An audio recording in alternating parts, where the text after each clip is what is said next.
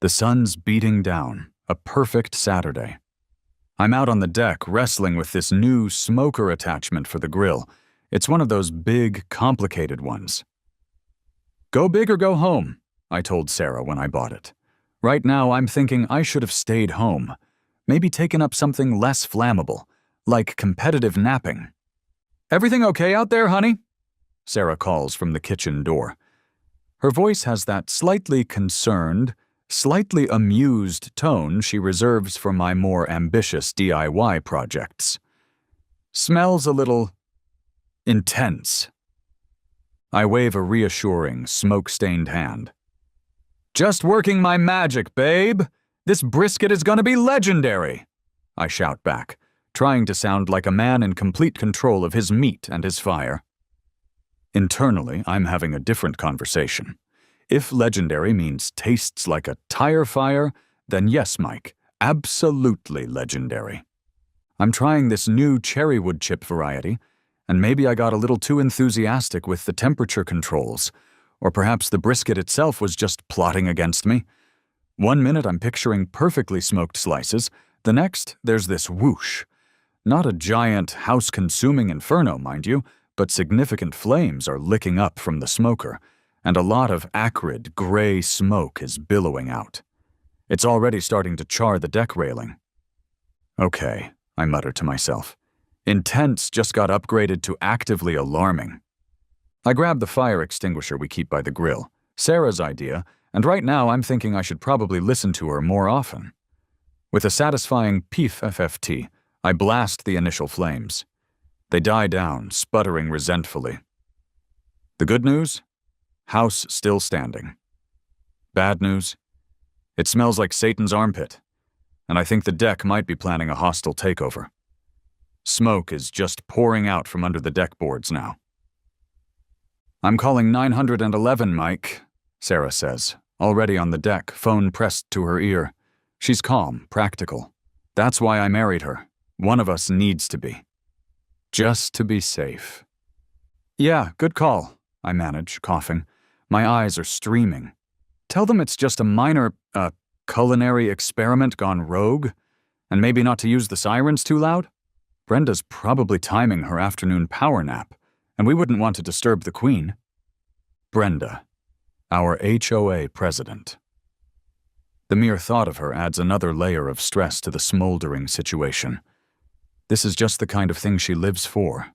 An incident, a potential violation, a chance to wield her clipboard like a scepter. So I'm standing on the front lawn, the spent fire extinguisher at my feet, watching the street like a man expecting a pizza delivery, only instead of a pepperoni supreme, it's a giant red truck full of people who are hopefully much better at putting out fires than I am at starting them. The distant wail of sirens grows closer. Relief starts to wash over me. Help is on the way. Then I see her. Brenda.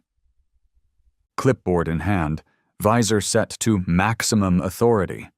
An HOA logo polo shirt stretched taut over her disapproving frame.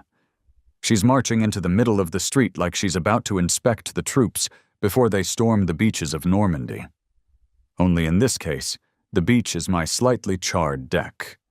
And the troops are, well, the fire department. Engine 7, bless its big red heart, pulls up, slowing as it approaches our house. But Brenda doesn't budge. She stands firm, arms crossed, directly in its path. A human roadblock of pure, unadulterated indignation. Captain Miller, a guy with a weathered face and tired eyes, leans out of the fire truck window. Ma'am, afternoon. We got a call about a structure fire? Need to get through. His voice is calm, professional, but I can already hear the underlying sigh. He's dealt with her type before.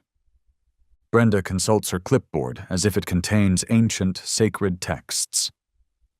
Fire captain, is it? She says, her voice loud enough to carry to my mortified ears. According to HOA Regulation 14, subsection B, paragraph 3, no vehicles exceeding a gross weight of 26,000 pounds or possessing more than 2 axles are permitted on residential easement asphalt, without prior written approval from the Architectural Review Committee, submitted no less than 10 business days in advance. Your vehicle, she gestures vaguely at the gleaming fire engine, appears to be substantially out of compliance. She taps the clipboard with a pen for emphasis. The pen of righteousness. I just stare. My jaw, I'm pretty sure, hits the St. Augustine grass, which, by the way, Brenda had cited me for being a quarter-inch too long last Tuesday. My smoldering deck is literally 50 feet away, and Brenda's debating axle weight with the fire department. You can't make this stuff up. I wish I were. This is happening. Ma'am, Captain Miller says, his voice a little tighter now. This is an emergency vehicle responding to a potential fire. Lives and property could be at stake. Brenda puffs up. And the integrity of our newly resurfaced roadway is also at stake, Captain. We have bylaws for a reason. Perhaps if the homeowner in question, she throws a poisonous glare in my direction, had followed proper fire pit safety protocols as outlined in the spring HOA newsletter, this entire unsightly and non-compliant situation could have been avoided. Brenda! I finally shout, finding my voice. It comes out a bit squeaky. My deck is smoking. Can we discuss your deep-seated love for asphalt after they make sure my house isn't going to burn down? She ignores me completely, turning back to Captain Miller like I'm a mildly annoying insect. Furthermore, your light bar, when active, exceeds the decibel level permitted after 1 p.m. on weekends as per Noise Ordinance Addendum 6. I have received numerous complaints. I can see Mrs. Henderson peeking through her blinds across the street. Nosy Nancy, 3 doors down, is already on her porch, phone held aloft. Pretty sure I'm about to be a feature on the neighborhood Facebook group's What's That Ruckus thread. I'm pretty sure my brain just blue-screened. Brenda was going to let my house become a charcoal briquette to protect the sanctity of her precious pavement. The sheer, unmitigated audacity of it. This wasn't just an HOA issue anymore. This was a Brenda issue. And Brenda issues, I was rapidly learning, required unconventional solutions. The firefighters are looking at each other. I can see them through the windshield. One's got his head in his hands. Captain Miller is rubbing his temples, a slow, deliberate motion, like he's trying to physically massage the disbelief out of his brain. You could see him mentally calculating if he could just drive over Brenda. I think we all were, just a little. Dispatch, Captain Miller says into his radio, his voice flat, devoid of all hope. Engine 7, we have a civilian obstruction at the scene. Yeah, you heard me. Requesting police presence for, bylaw interpretation. He pauses. And maybe a psychiatrist. I might have imagined that last part. Bylaws, obstruction, heavy machinery. Wait a minute. My gaze drifts towards my driveway. Towards the massive, bright yellow, 60-foot articulating boom lift parked there.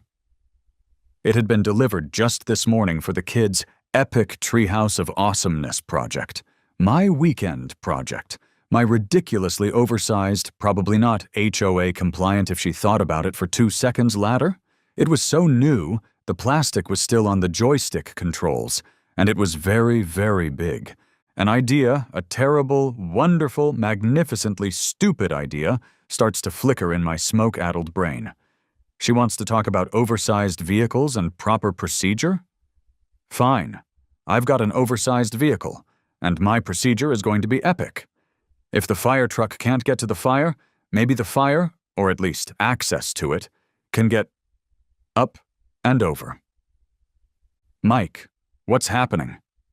Sarah's at the front door now, her voice tight with a mixture of alarm and that, "What have you done now?" tone I know so well. Are they arguing with Brenda? Oh my God, is she quoting bylaws at them? A wild glint must be in my eye, because she takes a small step back. Brenda's being Brenda, honey, I say, a manic grin spreading across my face. But I think I just had a moment of malicious inspiration, or possibly a stroke. Either way, stay here, and maybe get your phone. You're gonna want to film this. I give Captain Miller a subtle, give me 2 minutes gesture through the fire truck's windshield. He just stares back, bewildered. Perfect. He's already questioning reality. What's one more inexplicable event? I turn and sprint towards my driveway. Running away, Michael. Brenda's voice, sharp as broken glass, follows me. Finally realized the extent of your transgressions against this community. Just going to get the appropriate paperwork, Brenda, I call back over my shoulder, the lie tasting sweet and rebellious. Wouldn't want to be out of compliance. This was it. The moment my suburban dad life tipped over into local legend territory, or possibly just a court summons. Details, details. The important thing was, I had a plan. A very tall, very yellow, very disruptive plan. My heart's pounding like a drum solo in a washing machine. I'm fumbling with the keys to my pickup truck, the ones with the little Darth Vader keychain Sarah got me as a joke. It doesn't feel like a joke right now. This feels serious, seriously ridiculous. My hands are actually shaking, I mutter, jamming the key into the ignition. Not from fear. Okay, maybe a little from fear. The fear of public humiliation, mostly. But it's mostly from the sheer, unadulterated audacity of what I'm about to do. There it is. My glorious 60-foot towable articulating boom lift. Bright yellow. It looks like something you'd use to service power lines or rescue a particularly adventurous cat from the top of a skyscraper. It's the kind of thing you rent when you've seriously overestimated your weekend DIY capabilities, I'd joked to Sal, the contractor, when he dropped it off. Which, to be fair, I had. The treehouse plans were ambitious. This, however, was a whole new level of ambition. Come on, you stupid hitch, I grunt, wrestling with the heavy steel. The pin is fiddly, coated in that weird factory grease. My fingers are slippery with sweat. This wouldn't happen to Bob Vila. Bob Vila's pins are always compliant. I can hear Sarah calling from the porch. Mike, are you sure about this? The police are going to be here any second. Her voice is laced with that specific blend of exasperation and reluctant admiration I've come to cherish. That's what I'm counting on, honey, I shout back, finally ramming the pin home with a satisfying thud. The ladder lift is officially one with my F-150. Adds to the drama. Besides, I'm just facilitating access for emergency services. It's practically my civic duty. Just then, Chad from down the street wanders over. Chad. He's on the HOA board, Brenda's little petunia guarding protege. He's got a perpetually confused look, like he's always just woken up from a nap in a tumble dryer. Hey, Mike, Chad says, squinting at the massive yellow contraption. What's with the, cherry picker? Brenda said you were having some kind of unapproved bonfire, and that the fire department was violating Axle ordinances. He says Axle ordinances like it's a perfectly normal Saturday afternoon topic. I fire up the truck. The diesel engine grumbles to life. Or, well, it's a Ford, so it sort of grumbles asthmatically. But in my head, roaring. Definitely roaring. Just upgrading my fire safety equipment, Chad, I yell over the engine noise, flashing him a grin that probably looks more like a grimace. To meet new standards. You know how it is. Always innovating for a safer community. I throw the truck into reverse, giving Chad a jaunty little wave that leaves him standing there, mouth slightly agape, looking more confused than usual. Which is saying something. Backing the truck and the enormous ladder slowly out of the driveway is like trying to parallel park a brachiosaurus. The boom lift extends far, far behind the truck, a giant yellow tail. I'm craning my neck, checking mirrors, trying not to take out my own mailbox or, God forbid, Sarah's prize-winning azaleas. Brenda complained about those once. Excessive floral vibrancy, Michael. It's visually aggressive. I swear that woman. Every inch feels like a mile. I can feel Brenda's eyes burning into my back. Or maybe that was still the smoldering deck. Hard to tell. But I know she's watching. Oh, she's watching. As the ladder finally clears the end of my driveway and the full, glorious length of it becomes visible to the street, I see Brenda's reaction. Her jaw, already set in a firm line of disapproval, drops. I mean, it plummets. Her clipboard, her Excalibur of petty tyranny, actually slips from her fingers and clatters onto the asphalt. She points, sputtering, speechless for possibly the first time in her adult life. It was beautiful, like watching a really annoying statue come to life only to be immediately petrified by something even more bizarre. The firefighters. Oh, this is rich. Captain Miller just stares, his mouth a perfectly round O of astonishment. One of the younger firefighters, the one with the elaborate sleeve tattoo, starts to snicker. He tries to turn it into a cough, but it's a pathetic attempt. Another one, a burly guy who looks like he wrestles bears for fun, just slowly shakes his head, a small, incredulous smile playing on his lips. I think I just made Firefighter Dave's, or Steve's, they all look alike in those helmets, entire year.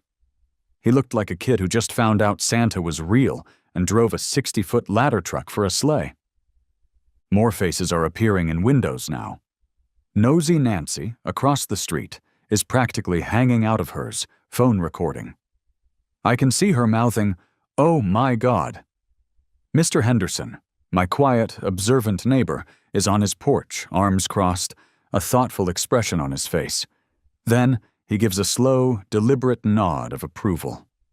A single, perfect nod. It's like a blessing from the Pope of Suburbia. The neighborhood was waking up. This was better than the 4th of July fireworks, and way less predictable.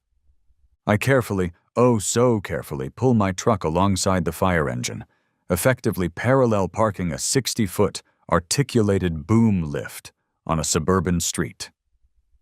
I try to keep the main body of the lift on my side of the road, or at least on the public easement, so I'm not technically blocking the entire street. Just making a very, very clear statement. Nailed it, I mutter to myself, cutting the engine. Okay, maybe not nailed it so much as haven't hit anything super expensive yet. But close enough. The yellow beast is in position. I hop out of the truck, heart thumping a rhythm that's part terror, part exhilaration. I walk towards the controls of the boom lift, trying to look like I do this every day, which I absolutely do not. Time for the main event. Brenda looked like she was about to spontaneously combust, or possibly issue a citation to the sun for being too yellow. The control panel for the lift looks like something out of a space shuttle. Levers, buttons, warning labels in 3 languages. Okay, Mike, I whisper to myself. You watched the 5-minute YouTube tutorial. You got this. I gingerly touch a joystick. Okay, lever A, button B. Nope, that's the horn.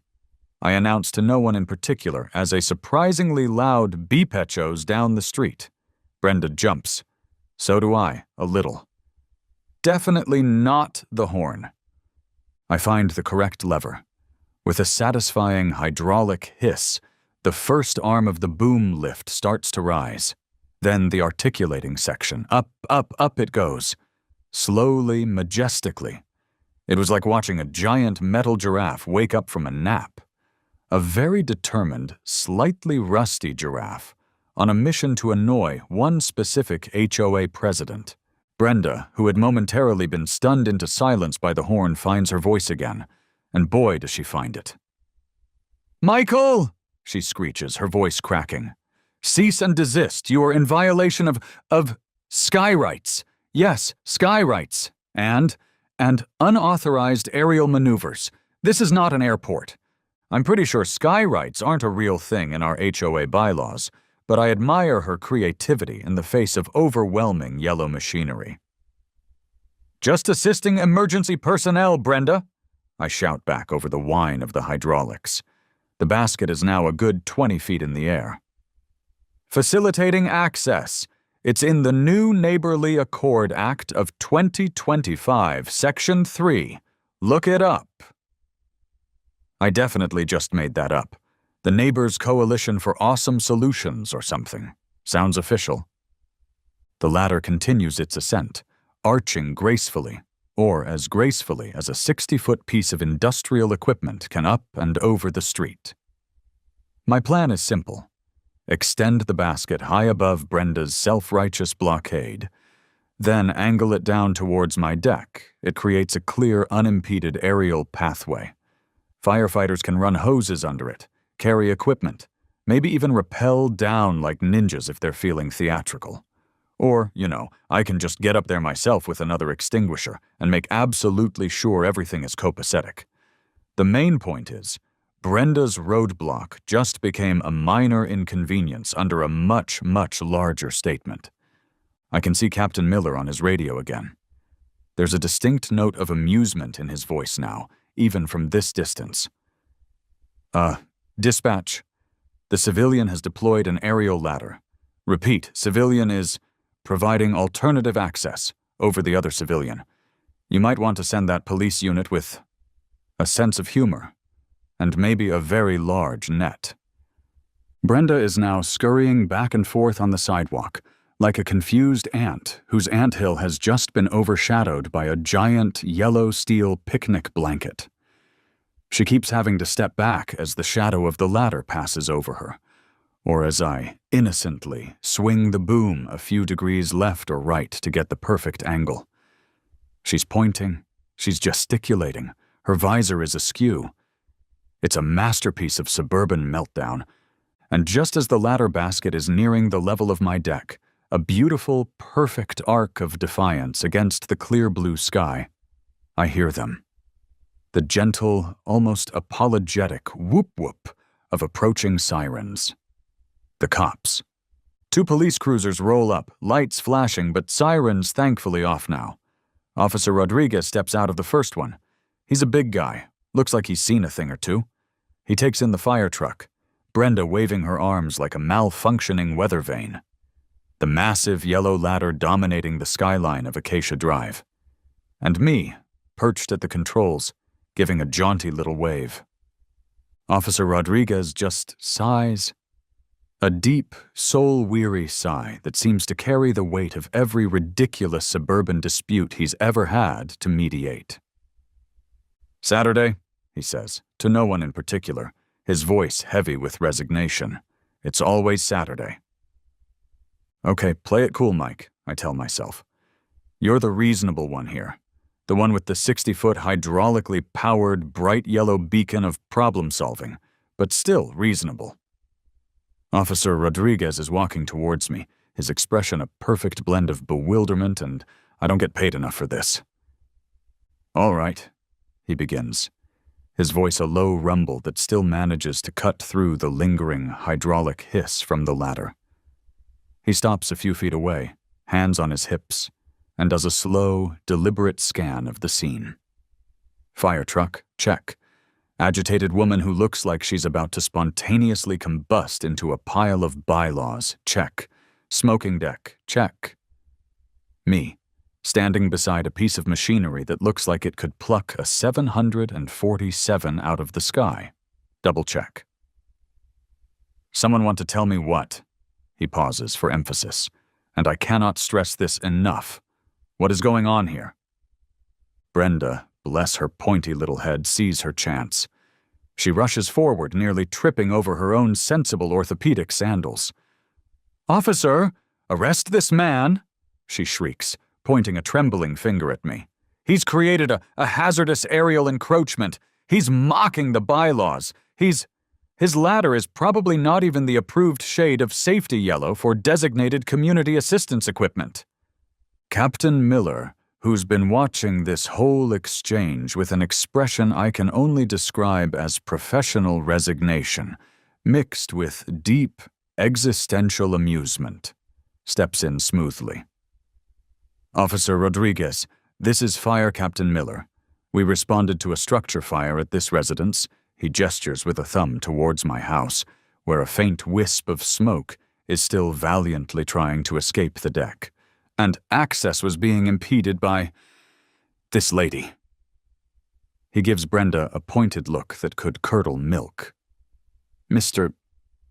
He looks at me, an unspoken question in his eyes. Mike, I supply, trying for a helpful, innocent tone. Mike Smith, and this, I pat the cool steel of the boom lift affectionately, is my access facilitation device. Just trying to help the fire department, officer. You know, community spirit, public safety, all that good stuff. I beam at him. He doesn't beam back. Officer Rodriguez looks from Brenda, who is now hyperventilating slightly, to the ladder, then to my smoking deck, then back to me. Access facilitation device. He says each word slowly, like he's tasting something unfamiliar and possibly poisonous. Right, ma'am.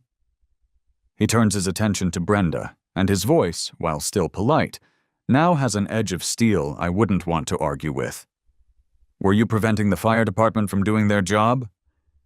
Brenda draws herself up to her full 5'0" height. I was upholding the sanctity of our community bylaws, officer. That fire truck is a Class B restricted vehicle, according to the revised March 2023 transportation mandates.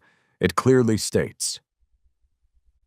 I think what Brenda means, officer, I interject, still aiming for helpful, is that she was very concerned about the long-term structural integrity of the pavement, which is admirable.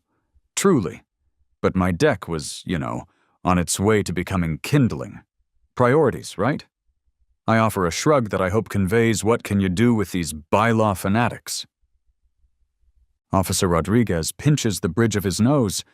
He looks like he's counting to 10, or maybe 1,000. He finally turns back to Brenda. Ma'am, with all due respect, right now this is an active fire scene. We need to let these men work. We can discuss any bylaw concerns or axle weight discrepancies later, at the station, if necessary. The unspoken threat hangs in the air, thick and heavy as the smoke from my grill. Brenda deflates. It's a visible thing, like air slowly leaking from a particularly obnoxious parade float. She knows she's lost this round. Her shoulders slump. She glares at me, then at the ladder, then back at Officer Rodriguez.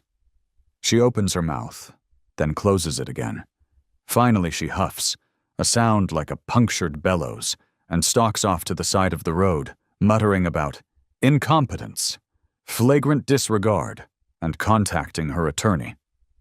She looked like a balloon animal that had just been told it wasn't invited to the party, and furthermore, all the other balloon animals thought it was a bit of a jerk.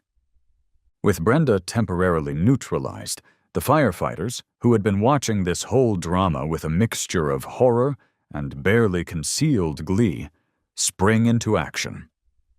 One of them, using the clear path under my magnificent ladder, unrolls a hose and makes a dash for my yard. Another gives me a quick thumbs up. The crisis, or at least the fire part of it, is officially being averted. The Brenda part? That might take a bit longer. So yeah, the Great Ladder Standoff of Acacia Drive. That's what they started calling it later that day, mostly on the neighborhood Facebook page where Nosy Nancy's shaky live stream had garnered an impressive number of shocked face emojis and popcorn-eating GIFs. The firefighters made quick work of the smoldering deck. Turns out, my enthusiastic smoking had indeed caused some embers to drop beneath the boards, and they were having a lovely little party down there. Nothing major, but definitely something that needed a professional dousing. Captain Miller came over afterwards, wiping soot from his face. He shook my hand, a gesture that felt surprisingly formal given the circumstances. Mr. Smith, he said, a slow grin spreading across his face. I've been a firefighter for 30 years. I've seen a lot. I have never seen anything like that. You got guts, son, and a hell of a ladder. Just a concerned citizen with oversized hobbies, I guess, I replied, trying to sound humble and not at all like a man who had just waged war against the HOA with a piece of construction equipment. Glad you guys could make it past the, local welcoming committee. One of the younger firefighters, the one with the sleeve tattoo, came over, eyes wide. Dude, that was awesome! Seriously, can I get a picture with the ladder? For my kid, he's gonna flip! A small crowd of neighbors had gathered by now, drawn by the holy trinity of suburban excitement, sirens, smoke, and a public argument. Some were actually clapping. Nosy Nancy was still giving a breathless commentary to her phone, probably interviewing eyewitnesses, her cat mostly. Mr. Henderson, my quiet neighbor from across the street, just gave me another one of his slow, deliberate thumbs-ups. It felt like receiving an Oscar. Suddenly, I wasn't just Mike who overcooked brisket and occasionally forgot to bring in the recycling bins on time. I was Ladder Mike, defender of decks, nemesis of nonsense. It had a nice ring to it.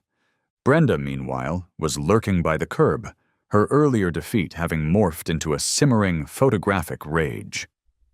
She was taking pictures of my ladder from multiple angles with her phone, her expression thunderous. I could practically hear the gears grinding in her head as she drafted the mother of all HOA violation notices. Unauthorized aerial vehicle operation, obstruction of bylaw enforcement, excessive yellowness. The possibilities were endless. Sarah joined me on the lawn, shaking her head, but there was a definite smile playing on her lips. You are absolutely certifiable. You know that, right? Certifiably awesome, you mean, I corrected, slinging an arm around her shoulders. And hey, the deck's okay, mostly. Want some slightly smoked, everything? She laughed, leaning into me. Let's just order a pizza, Mike. A very large pizza. The ladder, its heroic duty done for the moment, stood silent sentinel over Acacia Drive. I used it later, once the fire department had packed up and left, after several more handshakes and a promise from firefighter Dave Steve to name his firstborn Mike Laddersmith, to get a good look at the damage to the deck. It was minor, thankfully. Just a few charred boards. The access facilitation device had proven its worth, not just as a tool of defiance, but as an actual, useful ladder. Who knew? A day or two later, things had quieted down. The smell of burnt brisket had mostly faded, replaced by the usual suburban symphony of lawnmowers and distant ice cream trucks. Sal, the contractor, the guy I'd hired to give me a quote on the epic treehouse, the original reason for the ladder's presence in my life, came by. He's a big, jovial guy, always got a story, always knows what's happening in the neighborhood. He pulled up in his beat-up pickup, took one look at the 60-foot yellow behemoth still parked majestically in my driveway, and burst out laughing. "Mike, my man!" he boomed, striding over and clapping me on the shoulder hard enough to realign my spine. I heard. You went full superhero on Brenda. My cousin's wife's sister lives 2 streets over, said it was all over the Facebook group. They're calling it Ladder versus Karen. Dawn of Justice. I couldn't help but laugh myself. It was a moment of pure desperation, Sal. She was going to let the house smolder over an Axel bylaw, I swear. Sal wiped a tear from his eye. That woman's a menace, a blight. Last year she tried to tell me my cement mixer was emotionally distressing to the neighborhood squirrels, said its rotational frequency was unharmonious. You, my friend, he declared, pointing a meaty finger at me, are a legend, a goddamn suburban legend. So about this treehouse, you gonna need a drawbridge for it now? Keep out the riffraff? Maybe a little slot for boiling oil? We walked around to the back, Sal still chuckling. We discussed the deck repairs. Turns out a few boards did need replacing. And then the treehouse plans. The latter, of course, was a constant topic of conversation. Sal was full of admiration, peppering me with questions about its lift capacity and hydraulic pressure, like I was some kind of heavy machinery guru instead of a guy who'd basically just figured out the up button under extreme duress. "You know," Sal said, leaning against the ladder's massive tire, "word's getting around the contractor community. Guys who've had run-ins with Brenda, which is pretty much everyone who's ever tried to hammer a nail in this neighborhood, they're raising a metaphorical beer to you. You've struck a blow for freedom, Mike. Freedom and reasonably priced roofing estimates." Apparently, I'd become the patron saint of anyone who'd ever received a passive-aggressive note about their lawn gnome, or the precise shade of their geraniums. It was a heavy mantle to bear, but someone had to do it. And apparently, that someone was me, and my very large ladder. It took 3 days.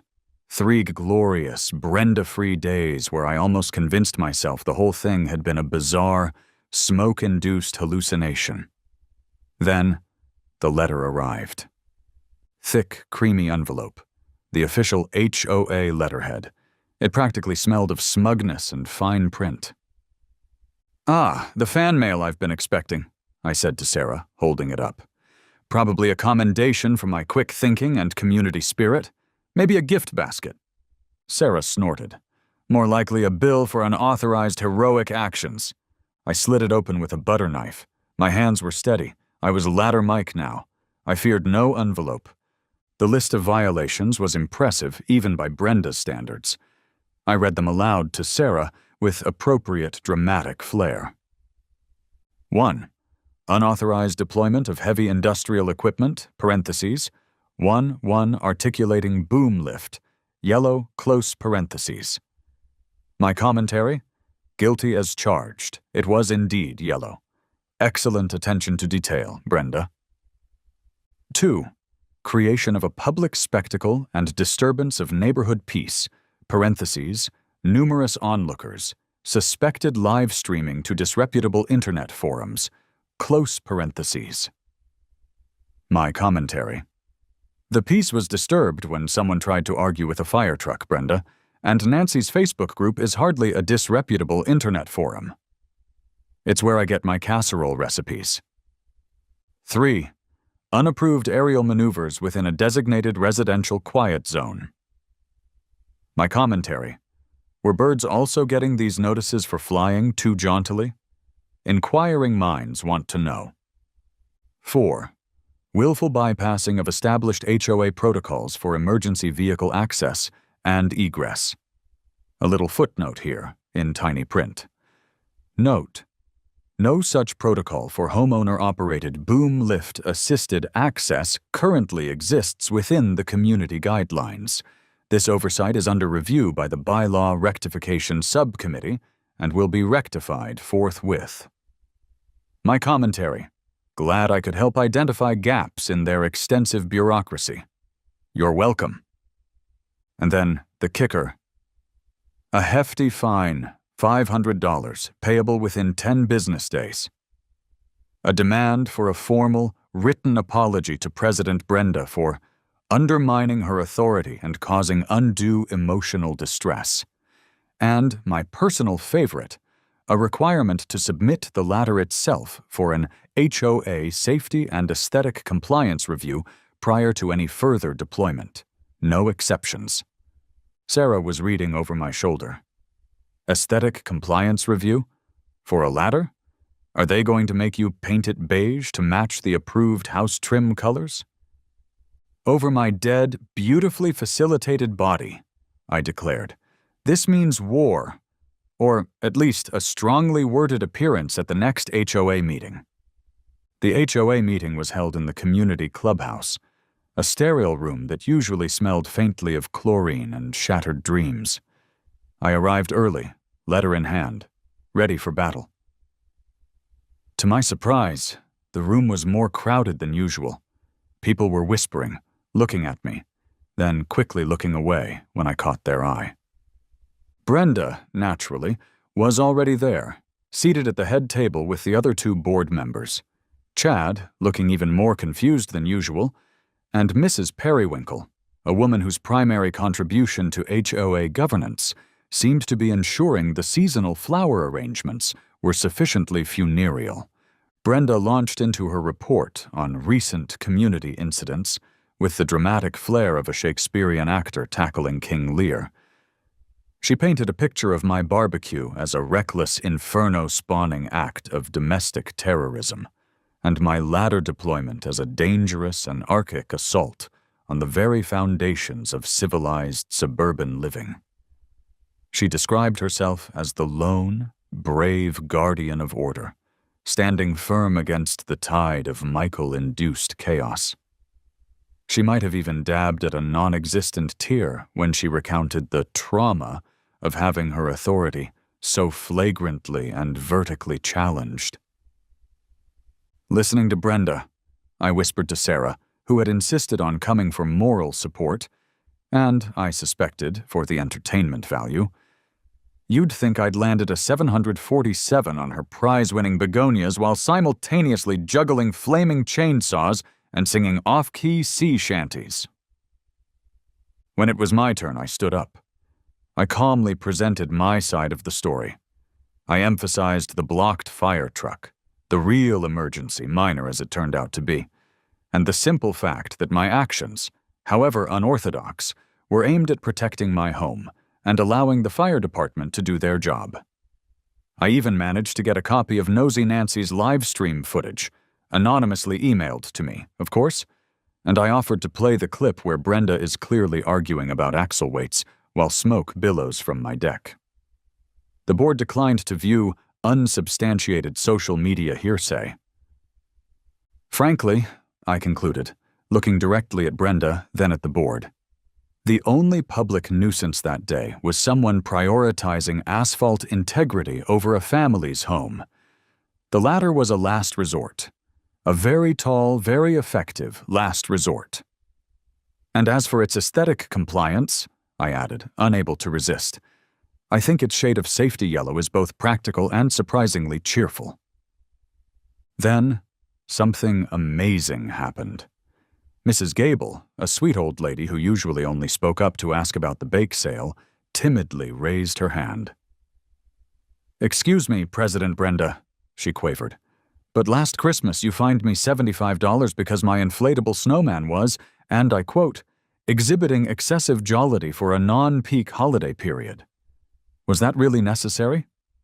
Before Brenda could respond, Mr. Chen spoke up. "And what about my ornamental grass? You said it was non-native and culturally insensitive to the local squirrel population." "It's grass, Brenda. It came from Home Depot." Suddenly, it wasn't just my fight. It was like a scene from a movie where the downtrodden villagers finally pick up their pitchforks and storm the castle. Or, in this case, their slightly off-white curtain complaints and grievances about aggressively cheerful holiday decorations. One by one, other homeowners started sharing their own Brenda stories, a litany of petty fines, absurd warnings, and officious overreach. Chad looked like he wanted the earth to swallow him. Mrs. Periwinkle was examining her cuticles with intense interest. And Brenda? Brenda was slowly turning a fascinating shade of puce, her mouth opening and closing like a goldfish. The HOA president, who, up until this point, had mostly just looked like he wished he were anywhere else, cleared his throat. Faced with a room full of disgruntled residents, the clear evidence of Brenda's enthusiastic enforcement, and the sheer, unadulterated ridiculousness of the latter situation, he looked deeply uncomfortable. "Well," he mumbled, adjusting his tie, "it seems there are several matters that require further consideration. The board will take all of this under advisement." He banged his gavel weakly. "Meeting adjourned." It wasn't a total victory, not yet. But as I walked out of that clubhouse with Sarah, a dozen neighbors patted me on the back. It was a start, a beautiful, yellow, 60-foot start. A week later, I received another letter from the HOA. This one was much thinner. It curtly informed me that, After careful review and in light of new information regarding emergency vehicle access protocols, the fine had been waived. There was no mention of an apology to Brenda and no demand for an aesthetic compliance review of my ladder. I found out later from Sal that Officer Rodriguez had apparently paid a quiet visit to the HOA president and had a very frank discussion about the definition of emergency access, the potential legal ramifications of impeding first responders, and the general optics of fining a guy who used his own giant ladder to help put out a fire his HOA president was actively trying to ignore. Sometimes the system works, in its own slow, bewildered way. Life on Acacia Drive settled into a new normal. I was Ladder Mike now. It was official. Neighbors waved more enthusiastically. Contractors I'd never met gave me knowing nods when they drove past. The guy at the local hardware store started giving me a mysterious first responder discount on everything from paintbrushes to bags of mulch. "You're doing the Lord's work, son," he'd said, winking. Brenda is still around, of course. Tyrants rarely abdicate gracefully. She still patrols in her golf cart, visor firmly in place, clipboard at the ready. But she's subdued, quieter. She gives my driveway, and the massive yellow ladder still parked there. The treehouse construction is a slow process, okay? A very wide berth. I think the ladder scares her, as it should. It's a 60-foot monument to the day her reign of petty terror hit a very large, very yellow, articulating speed bump. The treehouse is coming along nicely, thanks to the ladder. The kids think it's the coolest thing ever, mostly because Dad used it to fight the bad lady. I've also used it to retrieve Mrs. Henderson's perpetually adventurous cat, Mittens, from the tallest oak tree on the block, twice, to help Mr. Chen string his elaborate Christmas lights, in July, don't ask, and to get a frisbee off Old Man Peterson's notoriously inaccessible roof. It's become a sort of neighborhood utility vehicle. "You know," Sarah said the other day, watching me use the ladder to gently lower a bird's nest with chirping babies from a dangerously precarious branch near the power lines. "For a guy who almost burned down the deck, you're surprisingly handy with that thing." "It's a gift, babe," I replied, grinning down at her from my lofty perch. A very tall, articulating gift, and a reminder. A reminder that sometimes, when faced with bureaucratic nonsense and power-tripping pettiness, you just gotta rise above the crazy. Literally. The Grillzilla 5000 was retired, of course. After a solemn ceremony involving a sledgehammer and a very satisfying series of thuds, it was relegated to the scrap heap. We mostly order pizza now, but every now and then, when the wind is just right and I'm out on the, now fully repaired and slightly less flammable, deck, I swear I can hear the faint, distant screech of an HOA Karen encountering a situation that her clipboard simply cannot handle. Or maybe that's just a seagull. Either way, I've got a 60-foot ladder in the driveway, just in case. And Brenda knows it. Oh, she knows.